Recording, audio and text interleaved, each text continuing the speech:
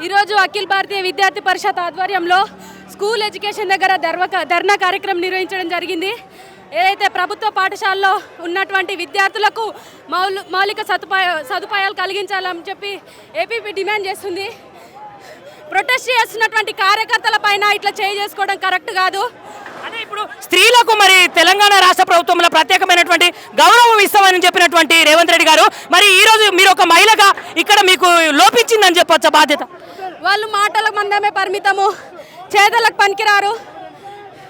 వాళ్ళు మాటలకు మందమే, చెప్పుడు మందమే కానీ చేతల్లో మాత్రం ఉండదు రాష్ట్ర ప్రభుత్వానికి. మహిళా కార్యకర్తలను చూడకుండా కూడా విచ్చలవిడిగా కొట్టడం, గిచ్చడం ఇట్లాంటి సిగ్గుచేటు. వాళ్ళు ఒక ట్రైనింగ్ తీసుకొని ఇక్కడికి వచ్చినారు.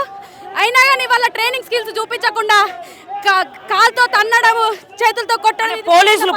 పోలీసులు మీ పైన చేతులు కాలు వేయడం చేసుకున్నారన్న. ఇప్పుడే ఇందాక అక్కడ కొట్టడం జరిగింది. ఈ మహిళా పోలీసులే కొట్టడం జరిగింది.